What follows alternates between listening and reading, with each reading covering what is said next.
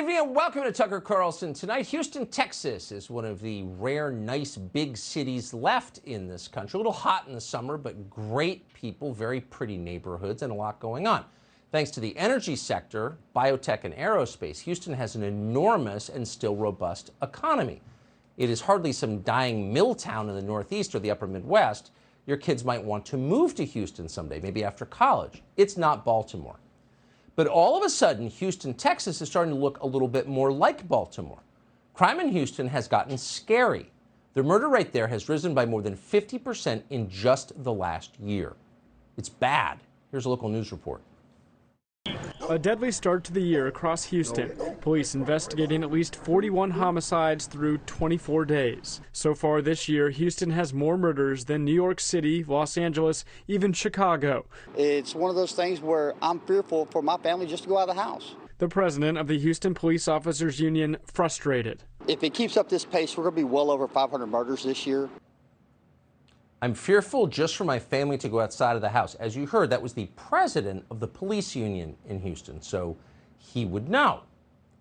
It's amazing this is happening in all places in Houston, and what's so telling about this crime wave is how recently it began. Murders in Houston started to spike in a big way after Joe Biden became president. Why is that exactly? Very simple answer. Joe Biden opened the southern border. Texas shares more than 1,200 miles of border with Mexico. There is a brutal cartel war underway in Mexico right now. It's been going on for a long time. Many of the combatants in that war have now moved north into Texas. They brought drugs with them. They've also brought machine guns.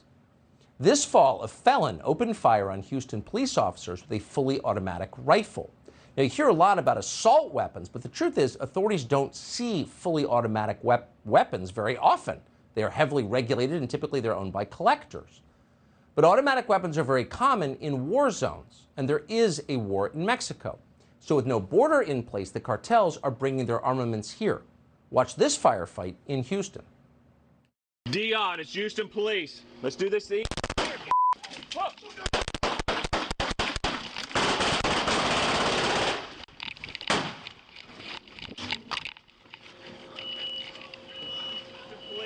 Let's do this thing. That's automatic weapons fire. It sounds like Syria or Mexico, but it's an apartment complex in Houston, Texas. We could go on.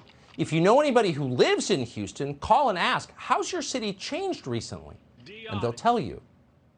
Open Borders did this. Houston didn't do it to itself. This was done to Houston, and not just to Houston, to so many places across this country, where millions of illegal aliens have flooded in during Joe Biden's presidency.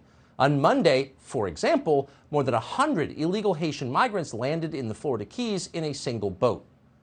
You're watching aerial footage from Summerlin Key, Florida. Pictures like this are no longer uncommon in the state of Florida. The world is coming to America's shores. Why? Because they're fully aware that the Biden administration is rewarding foreign nationals for violating our federal immigration law. It is an invasion. Huge numbers of Americans are dying as a result of that invasion. 100,000 dead last year of drug ODs. Most were killed by fentanyl that is trucked in from Mexico across open borders. Long term, there are massive labor market disruptions. There is evaporating social cohesion, and so on. The costs of this have been beyond calculating.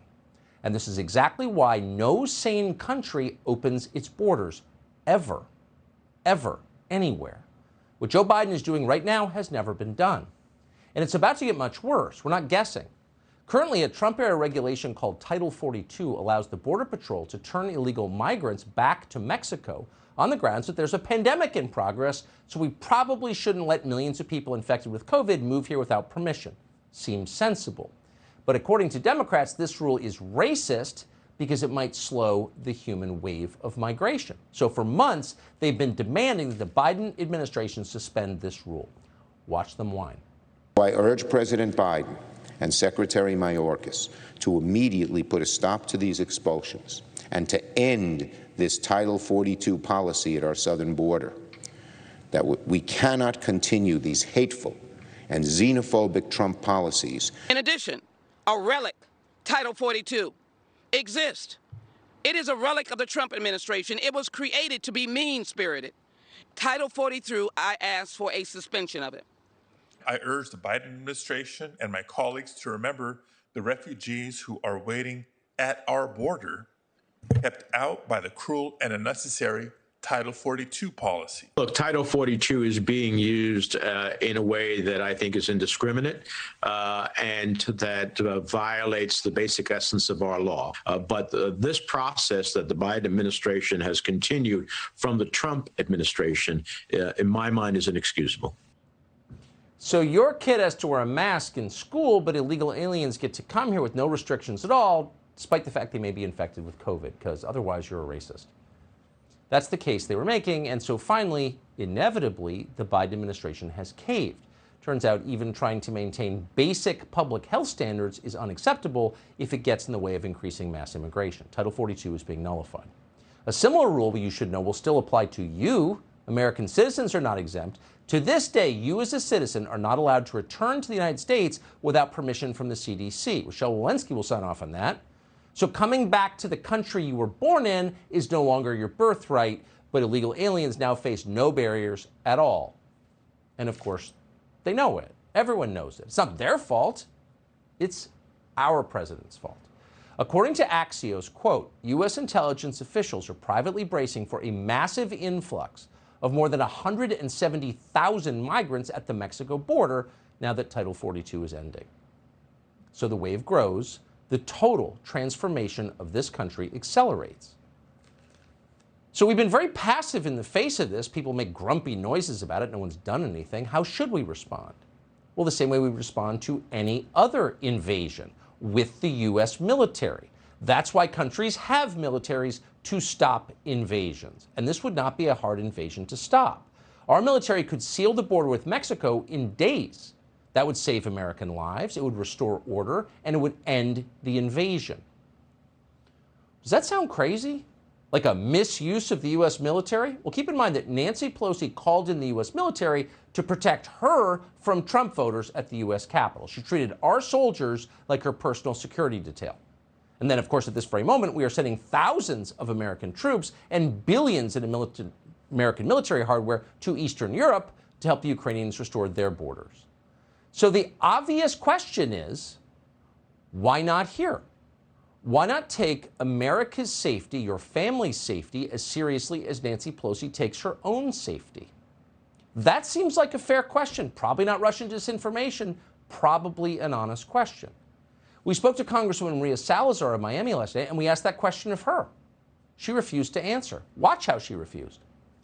I just can't help notice the contrast between your desire to send MiGs to Ukraine to preserve its borders, but not here. Should we send the U.S. military to the Mexican border, since you have admitted that tens of millions of people have come here illegally, that our borders are porous, they're not defended, they are open? Should we send the U.S. military to the Mexican border? That is what I have created a whole plan so we can really seal the border. Because you know what? My community, the one that I represent, let me finish. Let me finish. America, the one that I represent. I'm asking a question about borders. All of us are appalled by the violation of Ukraine's borders.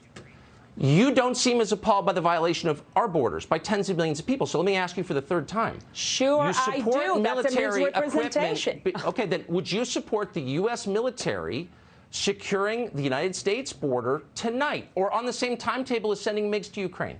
How about that? That's hypothetical again. Oh, it's hypothetical. I've got a plan. Right. How many plans have you heard about from Republicans for, say, the past 25 years? Many, many, many. To restate, this is a highly dangerous situation that the Biden administration has placed our country in. Mexico, whatever its merits, is in the middle of a war. Not a new war, a war that has raged on for more than a decade, a war that has likely killed more than 100,000 people so far.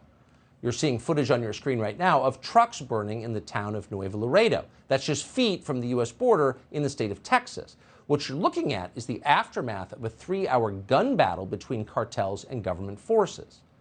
You'll notice the situation there is so chaotic that the trucks just burn in the middle of the road. No one comes to put out the fires, to restore order, to arrest anyone. So that's not a law enforcement action. That's a war. That's what wars are like. A few years ago, the Sinaloa cartel used heavy machine guns and armored vehicles to win a pitched battle against the Mexican military. That's a war, a civil war, feet from our border. And that's the country Joe Biden opened our border to. It's insanity.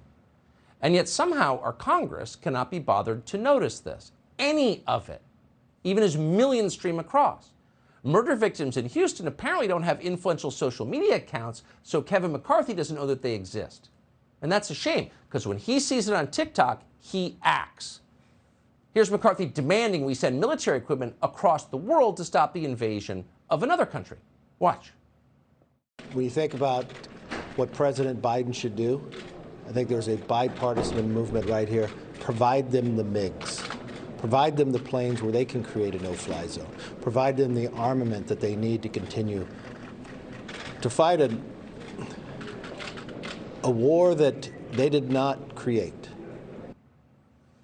So McCarthy says of the Ukrainians, it's a war they didn't create. And that is certainly true. The Ukrainians did not create that war. The Ukrainians did not invade their own country.